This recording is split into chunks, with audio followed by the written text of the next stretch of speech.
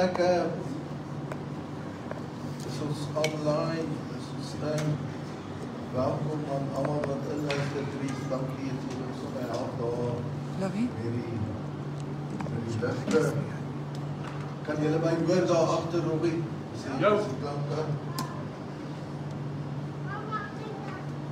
Skou daar. As hy, kan almal my hoor? Baie welkom, almal op Facebook ook, baie welkom, almal wat inluister, share net, like net, kom ons kry die boodskap ook oor die hele wêreld. Volgend gaan ek begin gesels deel 1 met om die wil van die Here te ken in my lewe. Ons gaan blaai in ons Bybels na Markus 2 vers 2 tot 6 toe. Markus 2 vers 2 tot 6. Baie bekende gedeelte in die Bybel, ek dink meeste van julle het dit al gelees ook. Ons sien they gathered in such large numbers that there was no room there. So hulle was in, baie mense sê dit was Petrus huis, dit was binne in Petrus huis. Not even outside the door, and he preached word to them. Some men came bringing to him a paralyzed man carried by 4 people. Since they could not get him to Jesus because of the crowd. So baie keer gebeur iets in ons lewens dat is nie jou skuld nie, maar dit is as gevolg van omstandighede. Wie dit al beleef dat omstandighede werk nie teen jou op daai oomblik. Dis nie jou skuld nie. Hulle bring die persoon na Jesus toe. Jesus se hart is mooi, maar hulle kan nie by Jesus uitbring nie. As gevolg, wat sê dan? Since they could not get into Jesus because of the crowd, they made an opening in the roof. En so wanneer ons gaan praat oor die wil van die Here in ons lewens, gaan ons moet kyk na deure. Volgende Sondag gaan ons bietjie spesifiek praat oor deure oop te bid en wat se deur om te kies, veral as 2 deure voor jou is. Hoe weet ek wat moet ek kies, links of moet ek regs of hoe dit ook al is, maar hier sien ons, so they could not get into Jesus because of the crowd.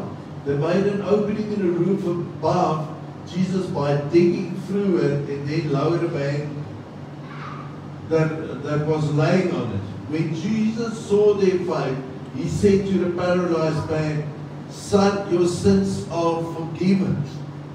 Hy het hom gesê, jy is genees. Het die ou nie gekom om genees te word, of het die ou gekom om vergewe te word? Hy het gekom om genees te word, en nou staan daar, hy het gekom om genees te word, maar nou word hy vergewe. So wanneer kom die geneesing? Nou, kom ons kyk, as ons verder gaan, dan gaan ons sien, dat vooral in vers 6 staan daar, en die mense was verstom om te sê, nou, wie is hy, dat hy hierdie man se sondes vergewe. En die mense begin so onder mekaar te praat. Kom ons sê, dis kritiek. Wie ken kritiek? As mense stir, wie ken mense wat stir? So die mense stir, nee, daar gaan my stem hoor. Die mense stir, en op grond van die stirring wat plaasvind, eers vergewe Jesus hom. Hy hoor die mense is besig om te stir. Op grond van die mense wat stir, verklaar hy, gaan eers met julle Bybels. Jesus tel op wat die mense sê en hy, omdat hy nou die man se sondes vergewe. En die kritiek word al meer en Jesus stap daar die man toe en sê vir hom, staan op, vat jou bed en jy kan gaan.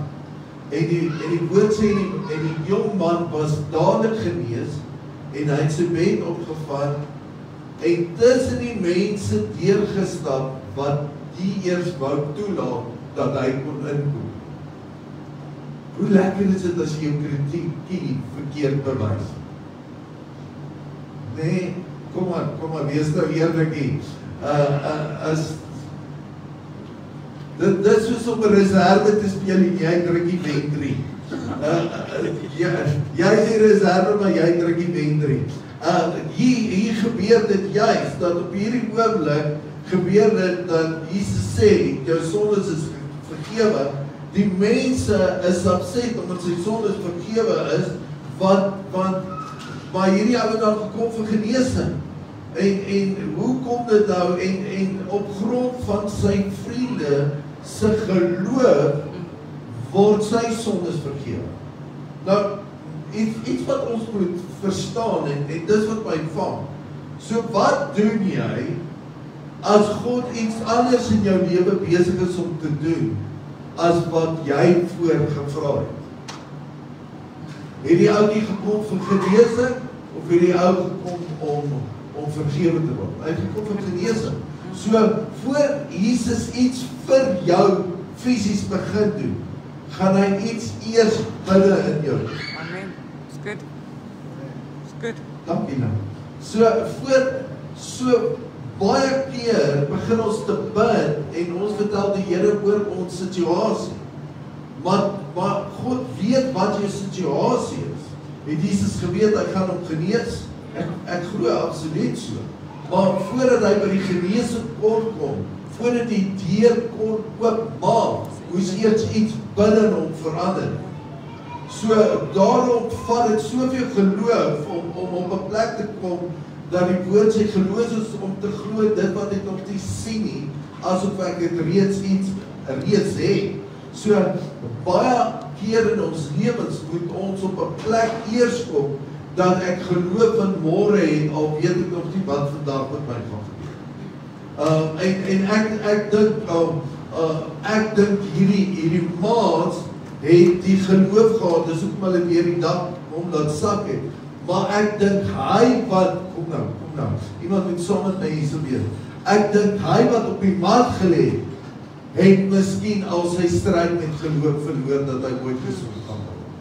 Daarom dink ek, hy was in 'n plek van bitterheid, gaan nou daarby kom, om vergewensgesindheid, anger, resentment, woede, negativiteit, al daai tipe goeders. En al waarmee God kom gewerk het op daai stadium of Jesus, was die geloof van sy vriende, want die woord sê God is moved by faith. So, dit het nader aan die eers meer oor hierdie ouetjie gegaan nie. Die woord sê as gevolg van die geloof van sy vriende, nie hierdie ouetjie nie. Hierdie ouetjie was in 'n plek van bitterheid, negativiteit, alles wat daarmee saamgaan. En die eerste plek, daag ek by 'n plek op en die mense keer my en sê, jy kan nie vir Jesus uitkom. Dis sy laaste resource, dis sy laaste joker wat hy het in die pak, hy het niks meer nie.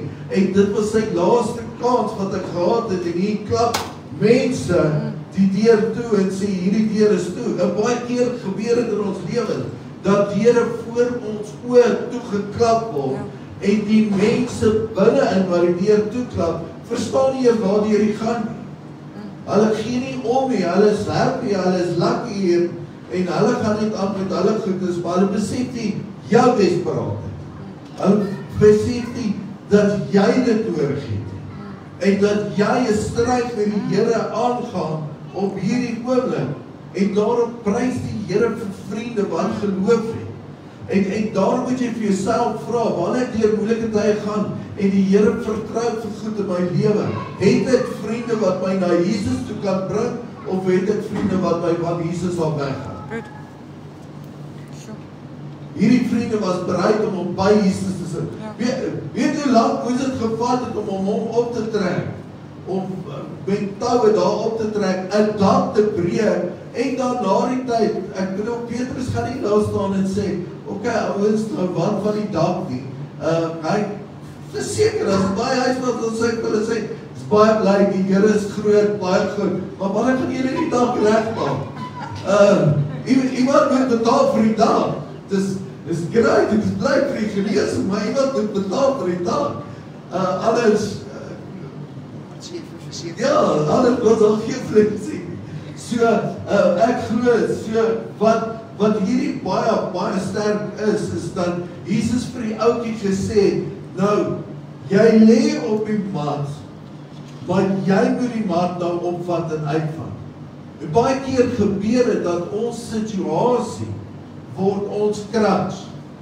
Dis al waaroor jy praat, dis al wat in jou kop aangaan, dis al wat in jou kop baal, en naderhand lê jy op die ding wat eintlik jou moet vrymaak. Jy bly op die mat, jy bly op die bed, jy bly op daardie plek, en ek dink dat juist toe God ingegryp het, was op die kritiek van die mense, dat God meer, as dit nie vir Judas was Jesus nooit op die kruis nie. Ja. Judas het meer vir Jesus se bediening gedoen, as wat Petrus se verloning gedoen. Judas het uitgewys wie is Jesus. Hy het vir die ouens gesê, die een wat ek gaan vir julle sê, waar hy is, die een wat ek soen, gaan die een wees wie Jesus is. Daai ouens is sluit gestuur, hulle het weet wie Jesus nie. Hulle het geweet waar hy is nie, hulle het geweet ons moet hom gaan arresteer, maar hulle het nie geweet wie hy is nie. En baie keer is dit juist daai seer, kom aan, dis juist daai Judas oomblik, daai persoon wat jy in die rug steek, daai seer situasie, daai disappointment wat jy het, wat jou vinniger by jou bestemming gaan bring, as die goed in jou lewe. Jy kan die Here prys. Petrus het op 'n tyd vir hom gesê, Jesus gesê, ek moet gaan sterf. Petrus sê, mag dit nooit gebeur nie. En Jesus sê vir Petrus, get behind me, Satan. Daar's mense wat jou eerder wil weghou, dat jy op mooi praatjies en alles om jou in jou comfort zone en jou blokkie te hou, as om jou by jou destiny uit te kry. Maar dan is daar mense wat jou seer maak, maar hulle kry jou vinniger by jou destiny uit. So, ons moet, is 4 deure waartoe ons almal moet gaan in ons lewe. Die eerste deur is die deur van opposition. Jy kan nie die kroon kry sonder om 'n Goliat te fight nie. Jy kan nie vorentoe gaan as jy nie oppositie in jou lewe kry. Self Paulus skryf, en hy sê in die boek van Efese, to say, I have lots of opposition. Jy sal dit beleef in jou lewe. Dis baie keer as op die vyand iets weet wat moet deurbreek in jou lewe, wat jy net nog nie weet wat gaan deurbreek. En dit is, selfs Jesus, toe Jesus se bediening begin het, sê die woord van die Here, hy het die stem van die Vader gehoor, die hemele was oop, die krag van die Heilige Gees het oorgekom, en die woord sê, direk was hy in die wildernis gelei. Want God moet jou eers op jou eie kan vertrou, voordat hy jou tussen mense kan vertrou. Anders gaan die mense bedien met al jou anger, en al jou seer, en al jou pyn. En al wat uit jou mond uit gaan kom, is haat, en bitterheid, en woede, en seer, en anger, en hierdie een se skuld, en daai een se skuld, maar dan gaan jy nooit mense in liefde kan bedien. En daarom, baie keer het ons sulke oomblikke waar hy laat my neer lê. Want ek het 'n ruk terug daaroor gepraat. Hy laat my neer lê. En ons kry oomblikke wat hy jou laat neer lê, en dis nie altyd maklik nie. Partykeer moet jy die herder die skaap se been breek, dat hy nou net kan lê en stil wees en rustig wees en deur hierdie seisoen kan gaan. Die volgende een is obedience, dat ons die Here kan vertrou in ons dysfunksie en ons limitations, en dat ons op 'n plek kan kom dat ons kan opstaan en weer jy moet ook iets doen. Dis nie, jy kan nou nie niks doen nie. Jy moet ook iets doen. Jy moet opstaan. Jy moet aan beweeg. Jy moet vorentoe gaan. Jy moet klaarmaak. Paulus skryf, hy sê ek vergeet wat agter my is, strek my uit wat voor my is. Jesus kom by die jongman en by die pad van Bethesda, en hy vra vir hom, wat kan ek vir jou doen, asof hy nie kan sien, die man is verlam nie.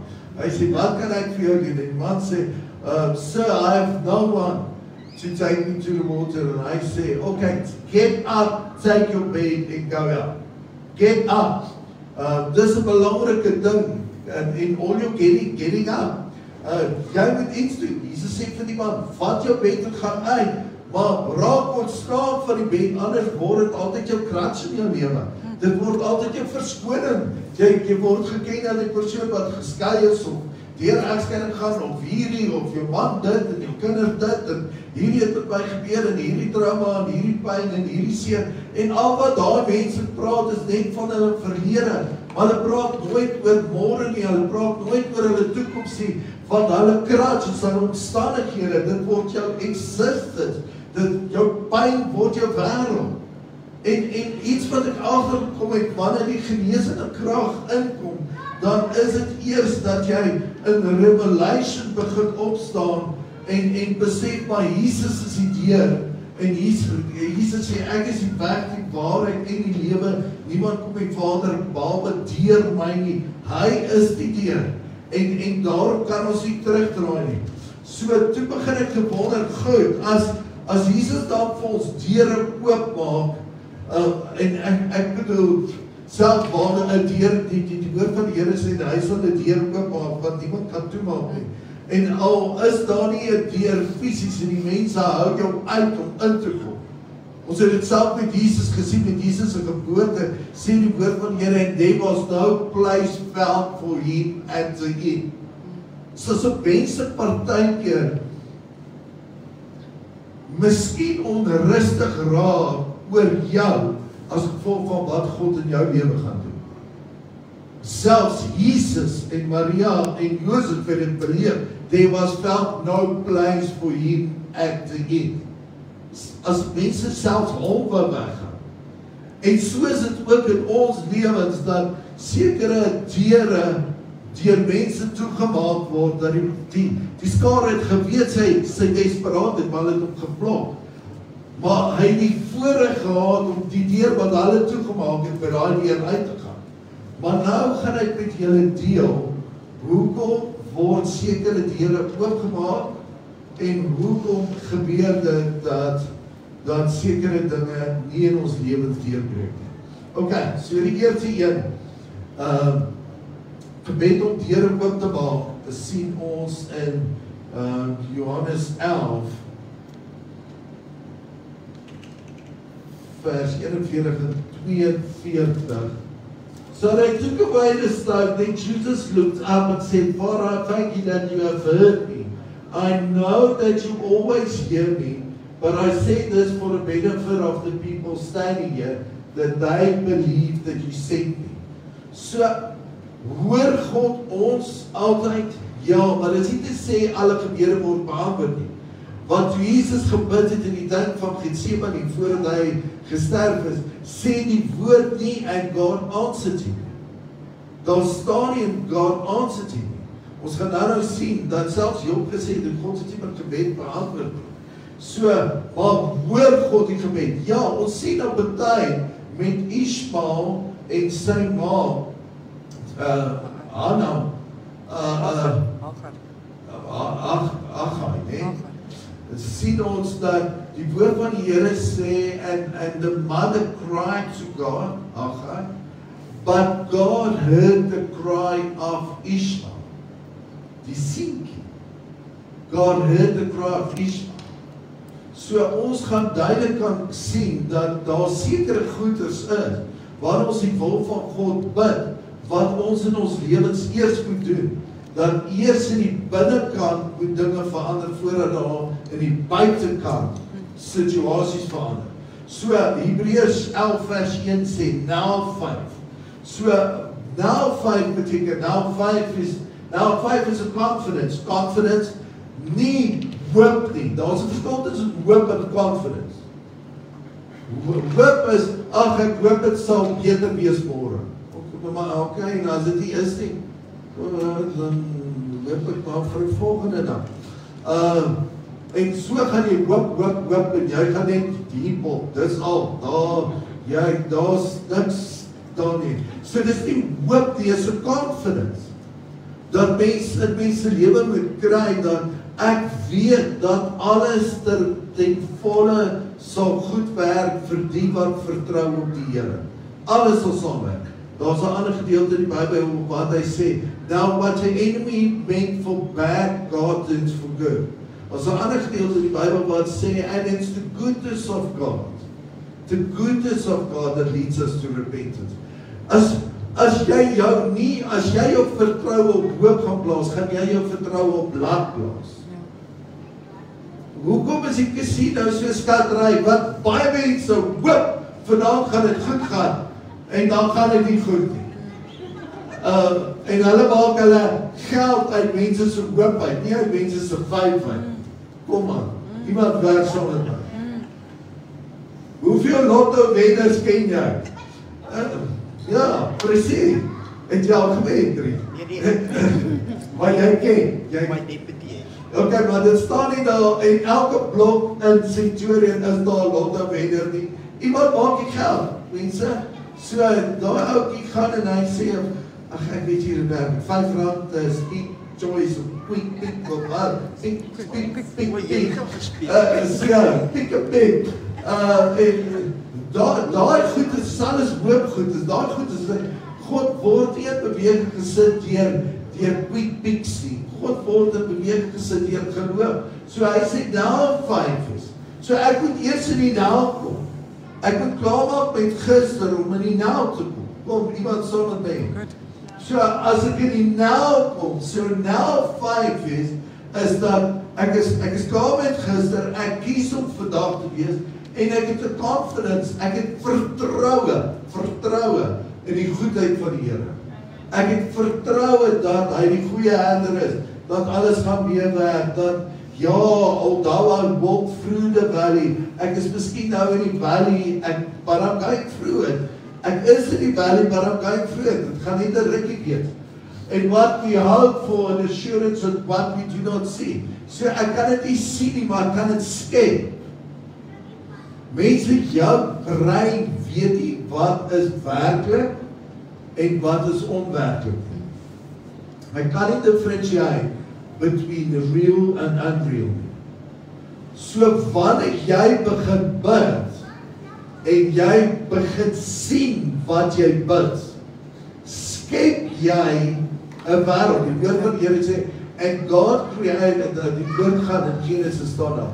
And now let us create man in our image, in our likeness.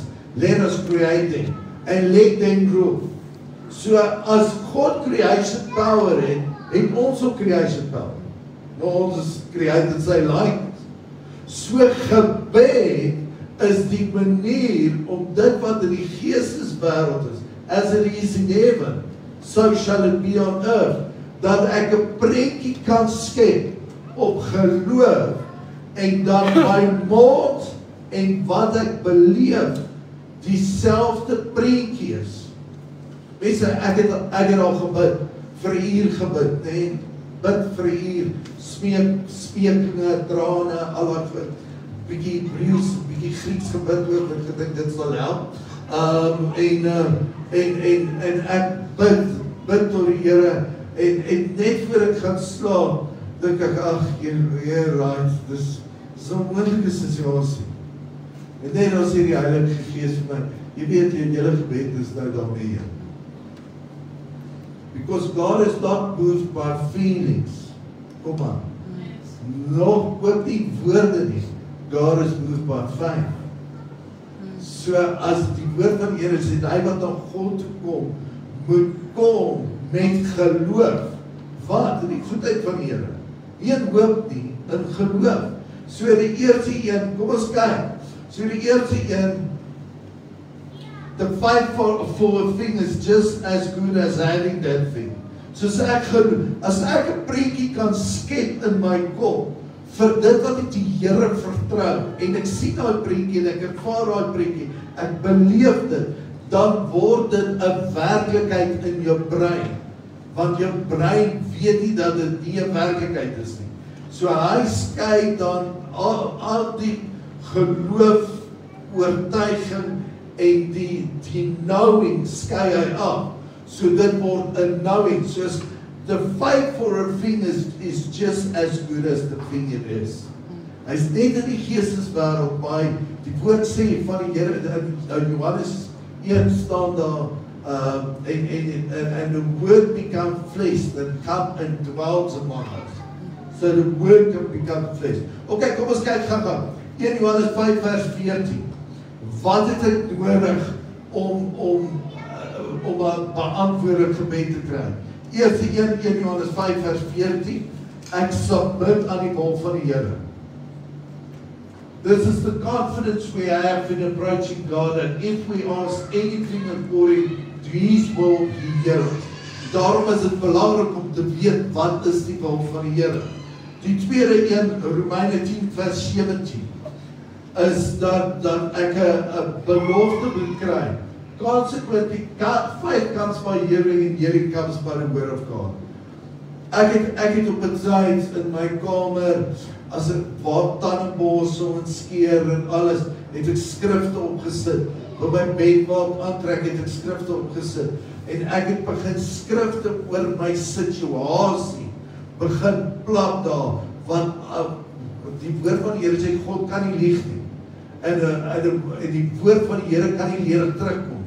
So, al voel ek dit nie, al sien ek dit nie, moet ek uitreik na die woord van die Here, want die woord van die Here kan nie leer terugkom nie. So dan gaan skryf ek die beloftes van die Here neer. Jeremia 1 staan daar, write the vision down. So jy moet iets neerskryf, jy kan nie net blaai en jy gaan nie. So begin die goedes neer te skryf, borsel uit tande en begin dit te spreek, want jy moet dit hoor, want anders gaan al jou maats wat negatief is, net negatiewe goed praat, en dit wat jy hoor, when a mind goes, the body follows. So niks in jou situasie gaan verander nie, want jy is in vrees, of jy is in ongeloof, of jy is in twyfel, dan gaan jy daar bly, totdat geloof daar is. En partykeer moet jy hardop met jouself praat. Dat die Bybel sê, and David went and built himself up in the Lord. Hy het gehoor hoe praat die ouens agter hom, gesê, hierdie man het moeilikheid, hierdie man het moeilikheid. En hy hoor, dat hulle sê hy het moeilikheid. En David moes uitgaan by homself. Want Jesus moes so op 'n tyd by homself gaan bid, dat hy by die disippels gekom gesê, kon jy nie eers 'n uur saam met my bid nie. Daar's baie keer wat jy by jouself, miskien net jy die geloof vir die situasie, miskien net jy die geloof dinge kan verander, en dan moet jy by jouself gaan ophou. Dan moet jy by jouself die woorde gaan inkry, die goeders gaan plak en daai goeders. Die Bybel sê, everybody works out themselves, their own salvation. Daar sekere tye wat, al wat jy het is jouself, en ek moet myself positief praat, ek moet myself in my werk praat, ek moet myself in 'n nuwe situasie begin profeteer, ek moet die woorde vat, en ek moet begin werk daarmee, doen iets daarmee. So die volgende een, Spreuke 23 vers 7, wiseful, for he is the kind of person who is always thinking about the cost. Eat and drink, he sees you, but his heart is not with you. So wat dit beteken is, he who is always thinking about the cost. So op 'n tyd is ek en Monique besig, en ek is in life coaching, en ek is in business coach, en sielkundige en counselor en al daai goed. Ons is besig om te kyk vir ander geleenthede en sulke goed as vir werk en so, dat ek die kontrak weggaan. En nou sê Monique vir my bijvoorbeeld, ja, maar kyk hierso, hierdie mense sê dit en dan sê, baie admin werk. En dan sê, okay, maar kyk hierdie een, dan sê, baie report skryf nie. En toe daarna begin sy vir my te sê, stop thinking about the cost. Moenie alles negatief begin sien nie. Ek bely. So baie keer, ek bely my skatte, so baie keer gaan ons en ons sien iets van jy dit al klaar, dis waar hy, R21, die Here help my. So, stop thinking about the cost. Ja, alles het cost, but it's the goodness. Gaan verder, ek bely, want sy lees het op, wat sy sê, okay, ons kan ons sê, dit, sê ek, okay, hierdie. Maar as jy die wil van God kies, sal hy jouself in die paleis van Caesar laat werk, Jy gaan nie sê, oh, maar Caesar dien glad nie die Here nie. Kom by die wil van die Here. Volgende een, James 1, Jakobus 1, vers 5 tot 7. Pas op vir double-minded is. Pas op as jy toelaat dat of jy werksaam, of jy werk teen het, of jy spil het, of jy steen het. Jy kan nie in die helfte wees nie. Pilatus het sy hande gewas en hy het gesê, ek is onskuldig in die dood van hierdie een en hy skamstig nou sy hande gewas. Nee, you made the choice. Toe jy hom oorgegee het aan die skare, het jy jou kant gekies.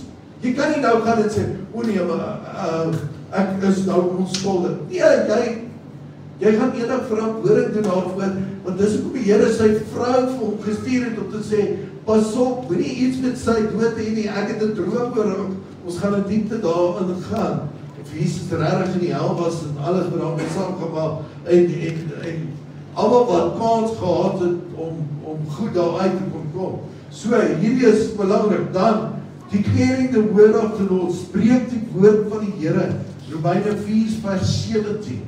It is written, I have made you a father of many nations. He is our Father in the sight of God in whom he believed.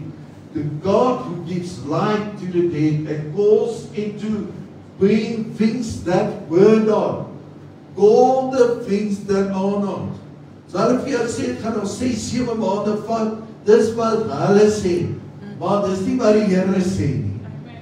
Jy kan ons goed vinniger inroep, jy kan ons bid vir Fiverr, jy kan ons bid vir Grace, jy kan ons bid vir Speed, jy kan ons bid vir Acceleration. Hoekom moet jy so bid? Die gedeelte in die Bybel sê, whose report are you gonna believe? Wie se report gaan jy believe? Nou te sê, ja maar, yes, die politieke klimaat in die land, en hierdie ding, en dit, en BEE en ABC en JEF en al die goeder, jy gaan nie op die goede staan, whose report you gonna believe? Yeah, you are highly favored, you are highly beloved, jy is die oogappel in die oog van die Here, en die guns van die Here is saam met jou.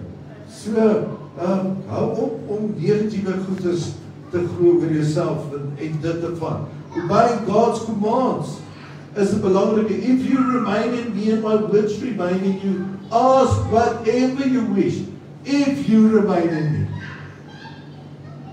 Nou ek kan altyd agterkom wanneer mense in 'n moeilike tyd is. Wanneer mense in 'n moeilike tyd is, gebeur 90% van die kere kom hulle in die kerk toe. Hulle gaan in 'n grot in, hulle word negatief, hulle is kwaad vir die Here, hulle is kwaad vir die wêreld. Vir 2, 3 jaar, 4 jaar verander geen situasie in hulle lewe nie. Want die Bybel sê, if you remain in me, and my words remain in you, so dat beteken dit, dan gaan jy mos nou in gelykheid saam met die Here praat, then ask whatever you. Kyk waar is ask? Hy het nie begin met ask and whatever you ask. Hy sê if. So eers as jy if, soos jy if, en my words wat uit jou mond uitkom, so wat jy glo, wat jy spreek en wat jy dink is dieselfde, jy's naby aan die Here, then you can ask and it will be given to you. So, anders is it wishing. Wie ken nou fonteintjies wat jy geldjie ingooi en dan kom, mense, dan is dit net soos 'n fonteinskietjie, geldjie dingetjie. Gooi 'n tikkie, bitter, siek bietjie. Gooi 'n tikkie, bitter bietjie.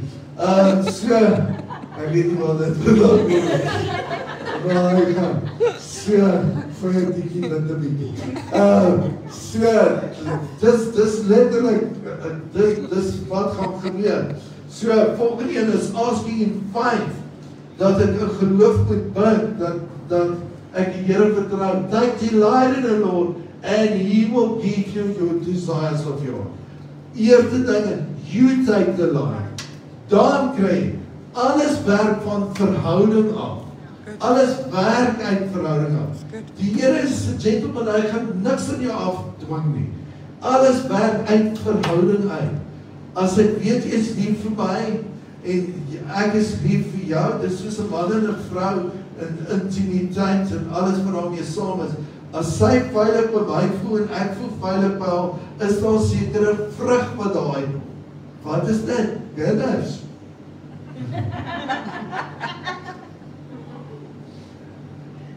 Dis die vrug van liefde tussen 'n man en 'n vrou. Amen. Is dit nie so nie? En ek glo dat in hierdie verhouding met my en Jesus en ons verhouding saam, die vrug wat daar kom is your heart's desires. Kom ons kyk die volgende een, receive it 5. So receive it 5 is vir ons 'n belangrike ding dat ek moes geleer het, God stel nie belang in lang woorde nie. God stel ook nie belang in emosies nie. God word nie in beweging gesit as gevolg van jou trane en jou omstandighede nie. God word in beweging gesit as gevolg van jou geloof ten spyte van my omstandighede. Okay, you may ask for anything in my name and I will do it. So, kom ons kyk, hoekom word gebede nie beantwoord nie. Hier gaan ons eerste punt. Job 30 vers 20 sê die woord van die Here. And he answered me not. I cried out to you, God, but you did not answer. So baie keer hoor die Here my antwoord nie. En ons sekere goeders wat dit blok. Ek gaan dit met julle deel. Een van die dinge is Daniël 9 vers 3 dat jou woorde is net te mekaar, is ramblings, maak nie sens nie, is net vol emosies. Kyk aan, do not be quick with your mouth, eerste ding. Do not be hasty in your heart. Wat die Bybel sê, and guard your heart above all things. 'n ander gedeelte in die Bybel sê, and the heart is tricky. Nee, and deceived. Your heart is deceived. So, pas op vir emosionele gebede. Pas op ook vir emosionele besluite, dat ons partykeer 'n langtermyn besluit maak as gevolg van 'n korttermyn situasie. So, do not be quick with your mouth. Do not be hasty in your heart. Do not utter anything before God. God is in heaven, you are on earth. So let your words be few. So wanneer jy na die Here toe kom, ons gaan volgende Sondag presies praat hoe daai gebed, daai petisie aan die Here gebring word. Maar God is in heaven, you are on earth. So let your words be few. A dream comes without many cares, and many words mark the speech of a fool. When you make a vow to God, do not delay to fulfill it. He has no pleasure in fools. Mense, ons almal het dit al gedoen. Ek het dit ook al gedoen. Vader, as U dit doen, dan sal ek dit doen. Wie het dit al gedoen? Ek het al amper 15 is van my beloof van die Here. Come on. So nou sê die woord van die Here, when you make a vow to God, do not delay to fulfill it. Die Here hou jou rekenskap aan daai vow wat jy gemaak het tot jy dit vervul. Daai ding bly in die hemel. Onthou, by God is daar nie tyd en ruimte nie. En baie keer gaan ons en dit sê, ek was net bietjie stupid gewees en daar kom dit man. Nou sê die woord, when you make a vow to God, nie, when you make a vow to God, toe jy baie digter was, of when you make a vow to God, toe jy op 'n goeie plek was, of when you make a vow to God, toe alles goed gegaan het, of sleg gegaan het, when you make a vow to God, do not delay to fulfill it. En baie keer gebeur het, dat wanneer ek my hart moes toets by die Here, oor sekere dele wat nie kon oopgaan in my lewe nie, moes ek agterkom, ek het sekere beloftes gemaak, wat ek op daai stadium nie kon hou nie. So either gaan ek en ek gaan doen dit wat ek beloof het, of ek gaan en ek gaan petitioneer voor die Here en ek gaan bring daar belofte wat ek aan die Here gebring het gesê, Vader, ek kan nie alles doen nie, maar ek kan miskien dit doen en dan kan ons werk na die ander wat ek beloof het, maar vir nou kan ek dit, maar moenie net van dit vergeet en dit, maar die Here is 'n goeie God en hy vergeet van dit nie. Hy sê, for it, he has no pleasure in fools. Die Here is 'n regverdige God.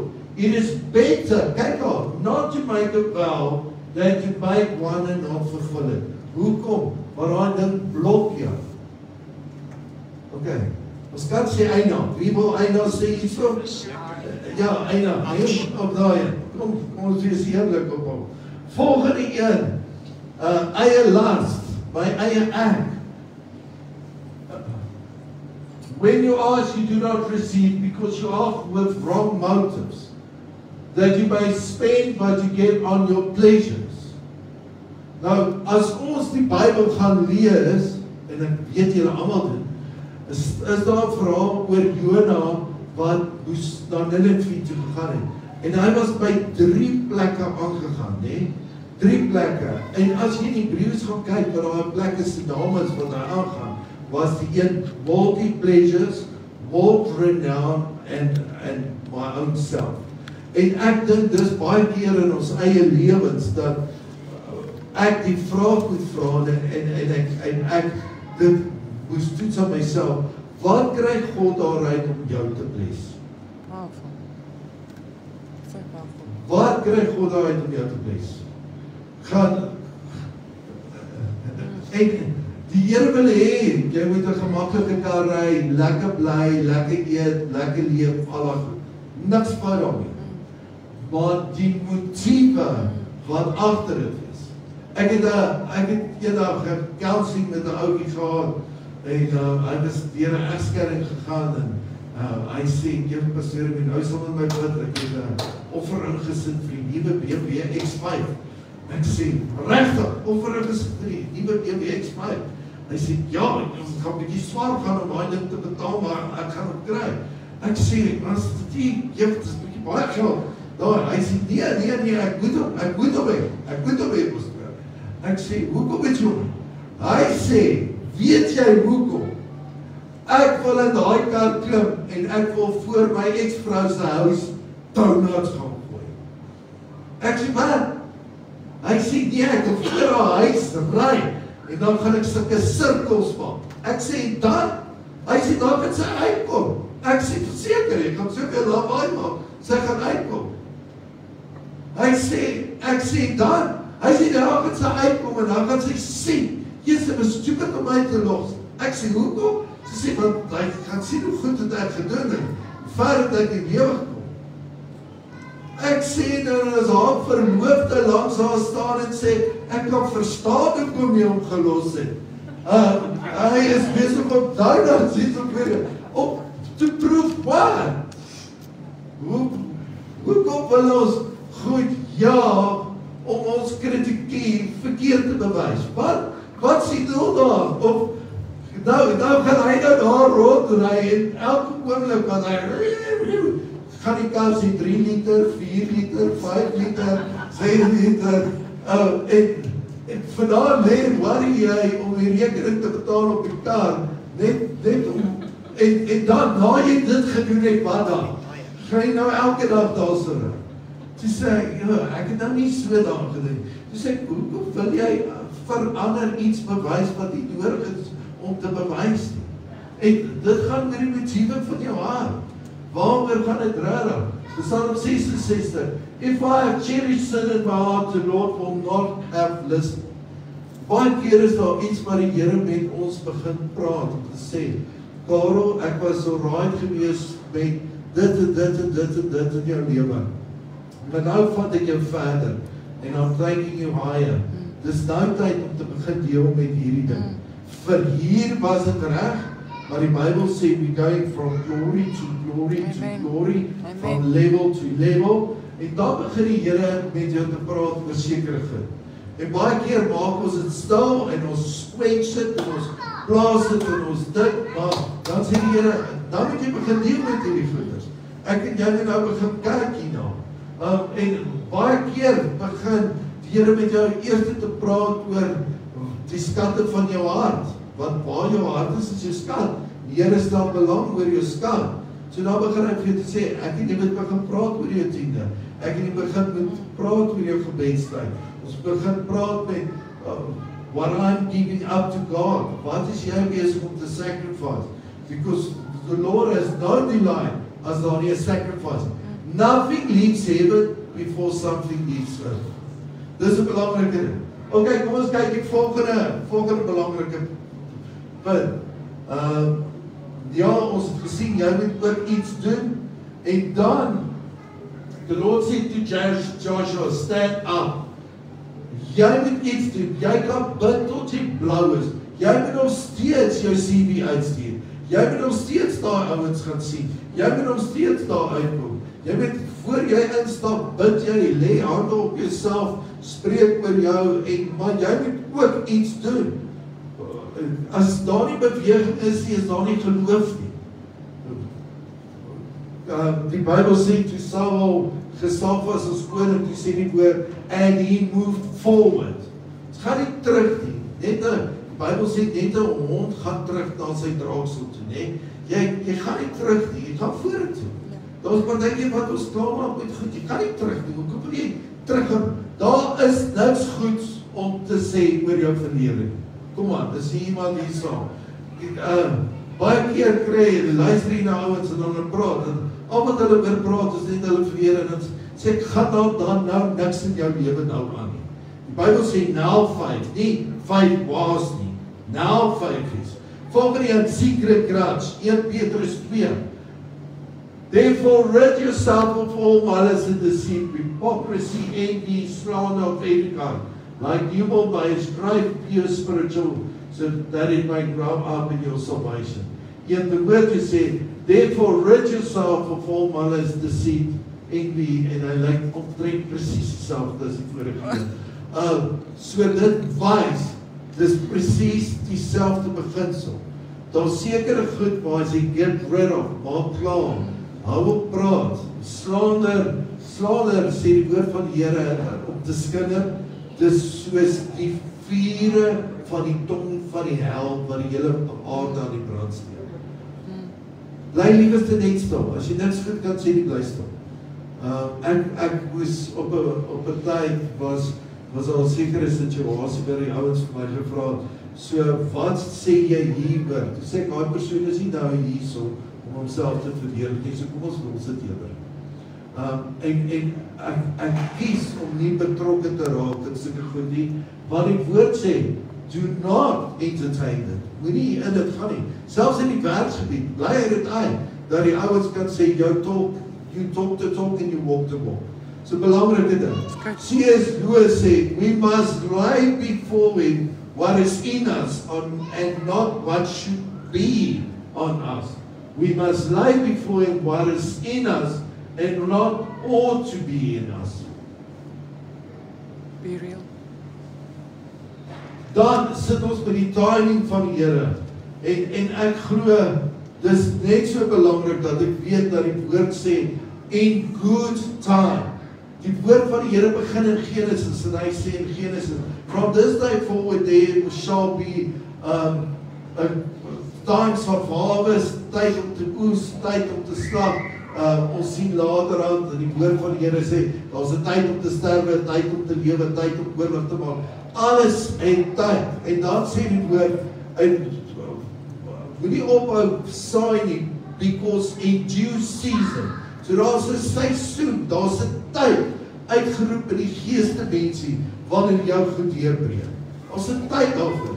Maar daar's ook 'n tyd voordat daai ding deurbreek dat jy eers gesond kan word sodat jy nie kan bloei oor ander. Toe ek verlede jaar of jaar daarvoor deur intense goed gegaan het die Here met my gedeel en een van sy woorde aan my was bloei in jou eie tent. Moenie oor mense gaan bloei, bloei in jou eie tent. Maak klaar met hierdie seisoen, word genees sodat jy 'n blessing kan wees wat jy as jy lewende water uit jou binneste uitvloei. Kom kom ek vat het vir. Wie hou van koffie? Wie drink lekker koffie? Cappuccino? Cappuccino's, nee? White or chocolate? Ja. So, as ek nou 'n lekker cappuccino kan van, wie se cappuccino is baie lekker? Hoopie, nee? Hoopie, nie? Wie? Maccabee cappuccino van. Nee, as almal reg, mense by die huis, Maccabee cappuccino. Nou, ek vat 'n butter bean cappuccino. En ek kry vir jou so massiewe glas. Nee, so beker. Massiewe beker. Nee, 'n halwe liter cappuccino. Nee, net vir jou. Met alles in. En net voor ek hom ingooi, al wat ek doen, ek gaan vir jou een vraag vra. Kan ek my kous uittrek wat ek die hele dag aangehad het? En dan vat ek daai kous, nee. En dan gaan ek die kous wat ek die hele dag aangehad het, net so vat gaan oor jou glas. Jou beker. En dan gaan ek die cappuccino gaan deur my kous. Veral as ek gaan gym het, gaan van die ophou. En dan vat ek hom net deur my kous. Dis net 'n kous. Dis 'n gym kous. En ek gooi hom deur die gym kous. En daai cappuccino gaan dan nou deur die gym kous in jou beker inloop. Dis net 'n gym kous. Dan loop hy uit die gym kous uit in jou beker uit. Wie's eerlik hier? Wie vertrou my hulle sal hom drink? Sê, ag pastoor, dis net jou kous. Dis 'n heilige kous. Dis 'n heilige kous. Julle loop al meer as 10 jaar so by julle sê, nou wys, julle vertrou nie op wat jy kous. Mense, wat in ons is substance. En wat binne in jou is, alles wat God vir jou gee, is jy die kous, hoe dit by die mense uitkom. Alles wat die hemel verlaat is goed, maar as hy deur jou kous vloei, en jy sit met anger, bitterheid, resentment, woede, negativiteit, hopeloosheid, al daai goeders, word jou kous sien, en jy spoor my cappuccino. Dan, hoe ons bedien, en dis hoekom dit belangrik is, alles, die woord sê, en alles vloei in jou, en alles vloei deur jou. So baie keer, kyk ons na mense, en dan denk ek, maar, waar is dit? Nee, is net die kous. Is niks fout by die cappuccino, is fout by die kous. Die kous, blok hierdie goedes. Kom ek deel gaan, ons baan klaar. Beware in prayer above everything of limiting God. Kyk wat sê, beware in prayer above everything of limiting God, not only by unbelief, but by fancying that you know what He can do. Hou op die Here voorskrif. Ek bedoel, selfs Jesus het gesê, Vader, as die duiwel is, vat hierdie van my af weg, maar God het dit nie eens geantwoord nie, want God het geweet, maar jy weet ons wat jy moet doen. Ja, daar het engele om bedien, maar die gebed was nooit beantwoord nie. So, God wil hê jy moet groei. Kyk wat sê Norman Vincent Peale. Hierdie was vir my 'n baie interessante storie, is 'n waar storie. Hy sê, in his book by Prayer Answered, John Lavender retells the story about Norman Vincent Peale. When Peale was a boy, he found a big black cigar. Okay, al die ouens wat iewers skelm gerook het, julle sal nou verstaan. He slipped it in an alley and lit it up. Sy nou skelm gerook, hy's 'n klein seentjie, hy nou skelm gerook. It didn't taste good, but it made him feel very grown up. And then he saw his father coming. Quickly he put the cigar behind his back and tried to be casual. Sy steek die sigaar agter sy rug. Desperate to divert his father's attention, Norman pointed to a billboard advertising the circus. So hy hou die sigaar agter sy rug. En hy sê, "Jo papa, kyk die circus, papa. Ons moet circus toe gaan." Maar ek was sy pa, kan ons nou sien, en ry wat ons nou hier aan. Sê, "Papa, kyk die circus." En Can I go, Daddy? Please, can I go? Let's go and see him when he comes to town. Where he were? And his father replied to Norman, a lesson he never forget. Son, he answered quietly but firmly. Never make a petition while at the same time trying to withhold a smoldering disobedience. Baie keer sit ons met die Vader en ons sê, Papa, kyk die sirkus, kyk die sirkus. Ek sit met die grudge, ek sit met negativiteit, ek sit met disobedience. Here, miskien iets al in jou lewe met jou gedeel wat jy nou moet begin hanteer, deurwerk. Miskien is daar niks saak op jou lande of enigiets nie. Here het niks om mee te werk nie. Maar jy sit met die ding hier agter. Ek het nou een keer kom ek in die casino, lees jou Dries. Ons gaan casino toe en nou kyk almal den hemel en pastoor, wat gaan soek jy nie in die casino? Ons ek en my lieflike vrou het 'n show gaan kyk daar en ek sê van man, kom ons gaan stap net gou. Kom ons gaan stap net gou daar by die roulette tafels. Ek wil net sien wat daar aangaan, die liggies, die klokkies, al daai goeders. Die Here hoor my, soos ek daar instap. Skree iemand daar. Hallo pastoor! Ek dink, almal het gedink, hulle almal se pastore was daar, want almal kyk daar onder daai tafel. Daar's mense wat ek eers ken nie wat onder die tafel sit daai. En hulle val daar so neer op die grond. En ek belowe jy, ek dink al tot 20-25 mense kyk daarso. Hulle weet hulle is by dood nie, my pastoor, wie is hier nie? En ek stap toe na die ou en hy sit ons gemeente al vir baie jare. En ek kom al by amper sê nou sy naam, maar ek kom al en ek sê, ja, Kobus. En dan sê ek sê, ek het daar nie van gesien. En ek sê, hey Kobus, hy sê, hallo pastoor. Ek sê, hoe gaan dit nie so? Hy sê, goed. En hy haal so minstens, so, een van die chips daar uit. En hy sê, pastoor, wat het oor hierdie? Kan jy glo? Hy sê, pastoor, wat het oor hierdie chip? Môre as die kerkdiens aan is, dan gaan ek 'n dubbele 10de om hierdie winnings betaal. Ek sê vir my boete, as die Here jou nou nie eers kan vertrou om jou 10de betaal nie, hoe moet hy jou vertrou dat jy met hierdie geld dit gaan doen?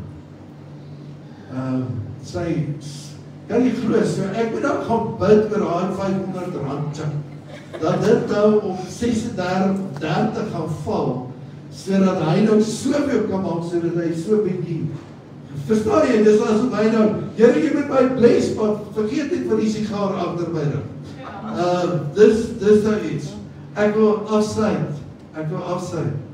Op 'n eendag 'n vrou met die naam in 1977, haar naam is Penine Bavakia. Sy het die opdrag gekry om in Milaan Da Vinci die 12 apostels te gaan oorskilder.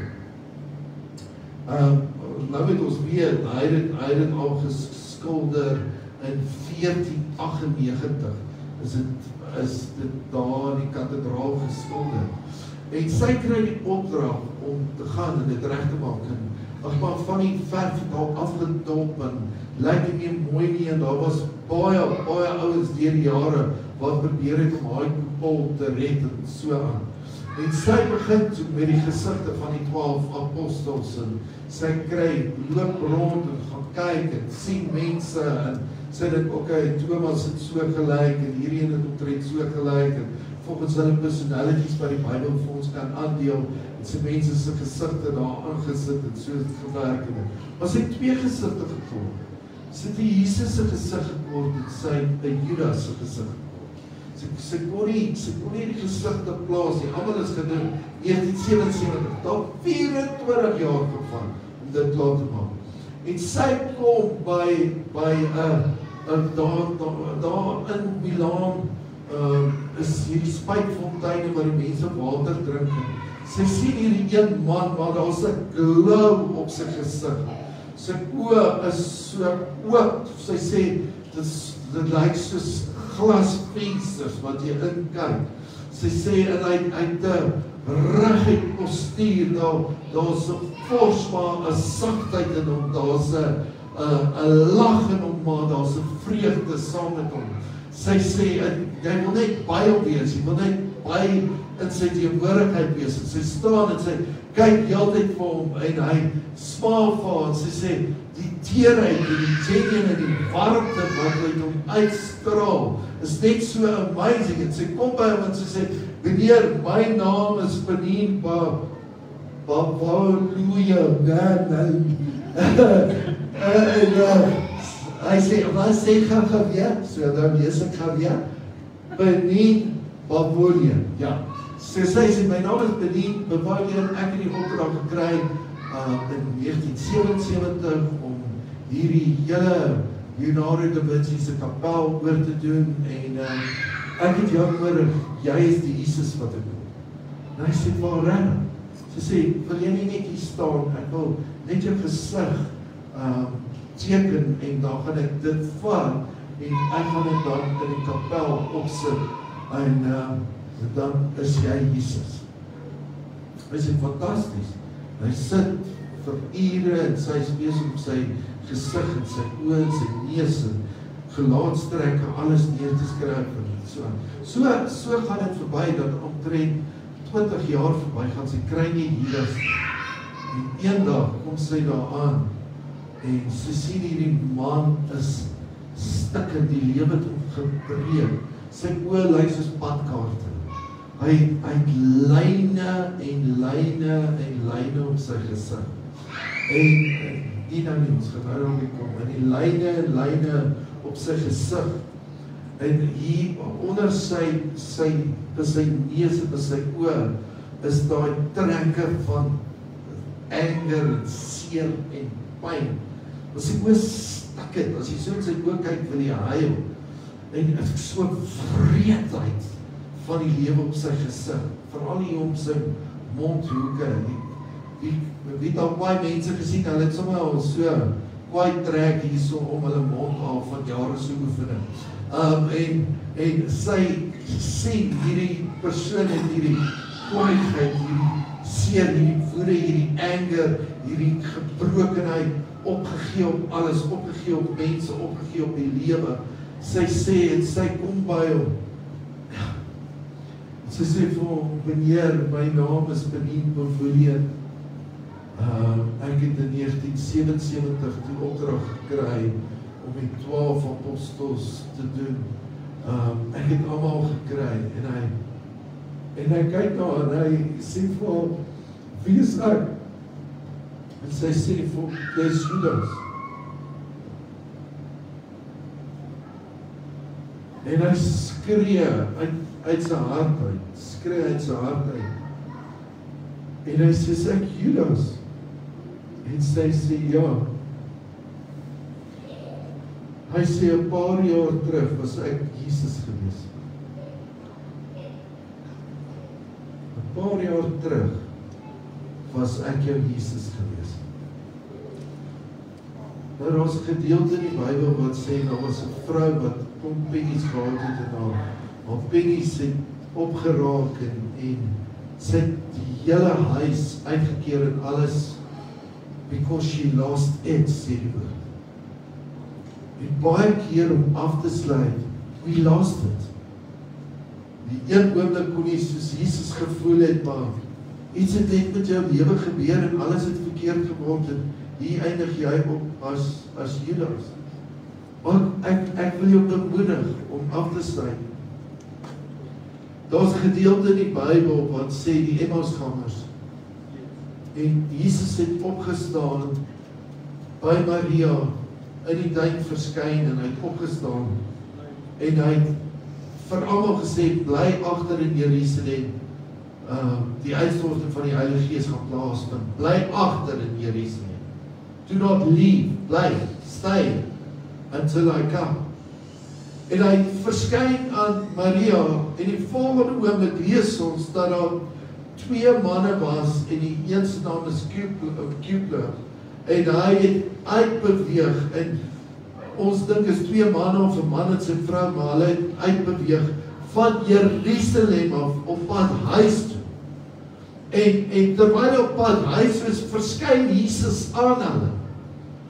En hy sê, wat is julle pad? Hulle sê, ja, ons het gebly in Jerusalem, ons het geglo in Jesus, maar nou het hy gesterf, en hy het gesê, ons moet bly, maar niks gebeur nie, ons is teleurgesteld, ons hart is zwaar, waar was jy, is jy 'n vreemdeling in hierdie dorp? En vir 22 kilo stap Jesus saam met hom. 22 kilos, weg van Jerusalem. Alles gebeur in Jerusalem, hy is weg van Jerusalem. Hy kom by hulle huis, en hy breek die brood, en hy gee vir die brood, en hulle oog gaan oop, en hulle besef, dis Jesus. En hulle gaan terug Jerusalem toe. Die woord sê, en hulle staan op. En hy sê vir sy vrou, dan moet ons nou maar teruggaan. En daar stap hulle weer 22 kilos. Direk daarna verskyn hy aan ongelowige Thomas waar? In Jerusalem. So aan moeder Maria en Thomas verskyn in Jerusalem. Maar Jesus stel so in jou belang, dat hy sy hele bediening wat moes plaasvind Jerusalem, vir 'n oomblik sal bypass 22 kilos loop, om jou te oortuig, kom terug na waar jy moet wees, want jy is op die verkeerde pad. Jesus stel so belang in jou, dat hy 'n detour sal vat, om jou te gaan soek, as jy van die pad afvallig raak, en jou terugbring, sodat jy net kan kom waar God jou geroep het.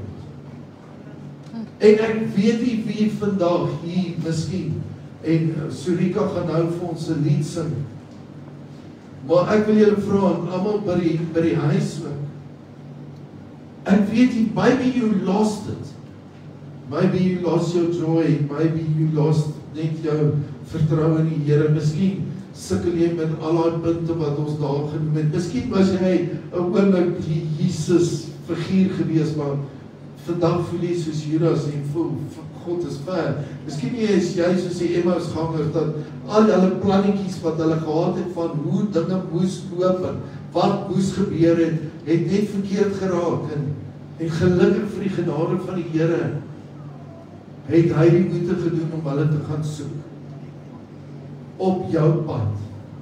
En jy sit vanoggend wat inluister en jy wat hier is, en hierdie lied gaan nou vir jou gesing word, en ek wil graag net 'n oomblik kans gee vir ons almal self hier waar ons sit, maak toe jou oor, luister hierdie lied, maar ek wil vir jou vra, if you lost it, vat hierdie oomblik en hierdie punte wat ons genoem het, bely daaroor, maak reg, vergewe, spreek vry, as jy God in 'n boksie gedruk het, wat ook al waar het is, en miskien voel jy soos die Emmausganger, jy is op 'n pad, maar jy weet nie waar jy op pad is. Ons gaan nie. Maar net vir jou, kom ons kyk hier rond, kom ons gee elkeen net 'n kans hierso, ook almal wat inluister by die huis, ook nou, hoor hierdie lied, The Lines Upon Your Face. En maak tyd, maak reg, maak die huis skoon, kry die huis skoon, kry die goedes reg. Die woord sê, en sy het alles uitgedra, alles uitgepak, because she lost it. En ek weet nie wat daai iets is nie, maar elkeen van ons het sekere oomblikke, Here, in ons lewe, when we lost it. En jou geloof, jou joy, jou peace, jou vrede, you lost it.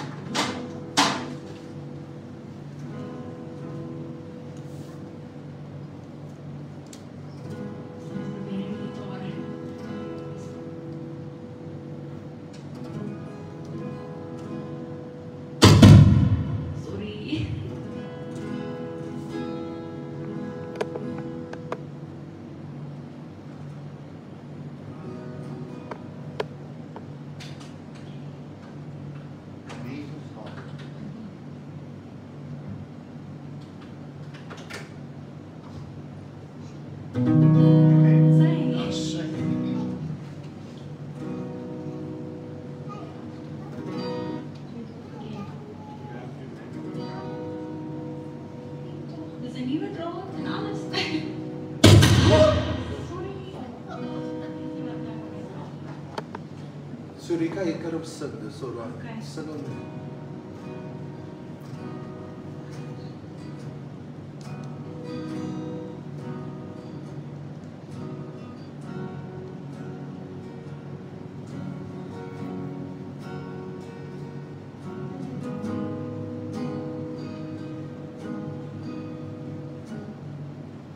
Allow these lines across my face tell you the story of who I am. So many stories of where I've been, and now I got to where I am. But these stories don't mean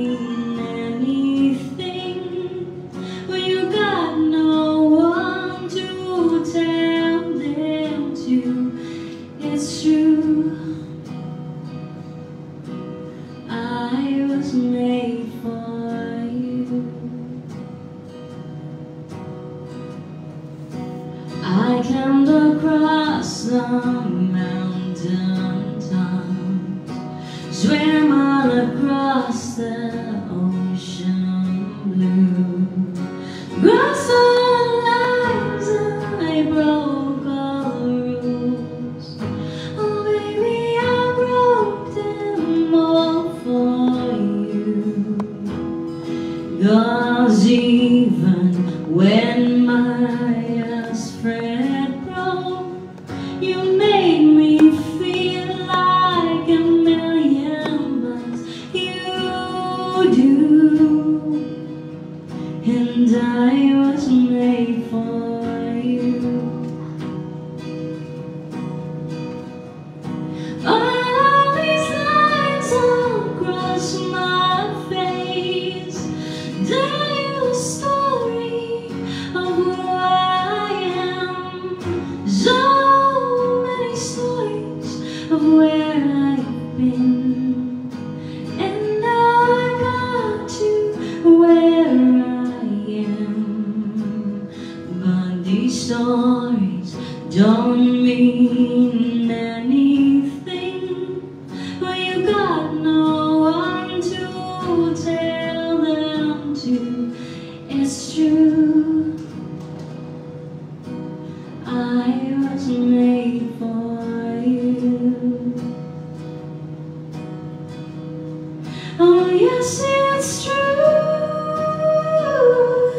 and I was made for you.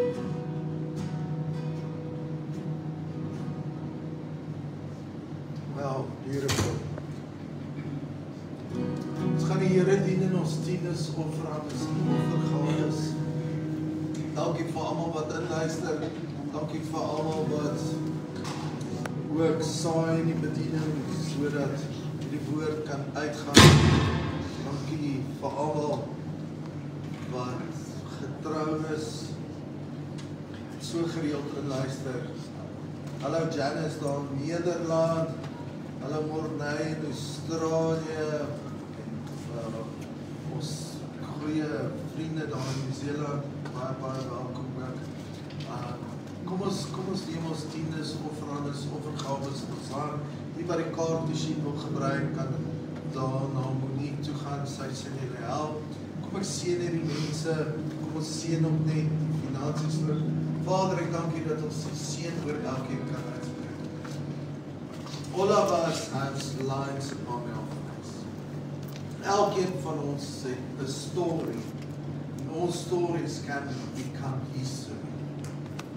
Ek dank U, Vader, dat ek vir elkeen wat inluister, elkeen wat hier sit, kan bid, elkeen wat 'n situasie het, they lost it. They lost it. Something got lost. Iets het net verkeerd gegaan. Ek kom bid vir herstel in hulle lewens. Ek kom bid dat U hulle gebede antwoord. Ek kom bid vir ingryping. Ek kom seën ook elkeen se saad nou. Almal wat ook saai in hierdie ministry. Kom seën ek hulle besighede. Ek kom seën hulle huise. Ek kom seën hulle waar hulle ingaan en waar hulle uitgaan. Ook oor elkeen hier vanoggend. kom spreek ek 'n spesiale salwing oor hulle. Ek kom bid 'n spesiale ingryping.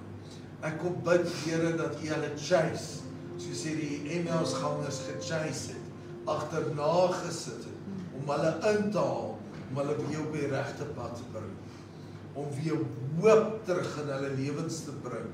En oor elkeen hier vanoggend, wat op 'n area hoop verloor het, Vader, dat U daai hoop sal herstel in hulle lewens. That breakthrough shall come forth. In Jesus naam. Amen. Amen. Amen. Sê amen. Amen. Amen. Baie dankie.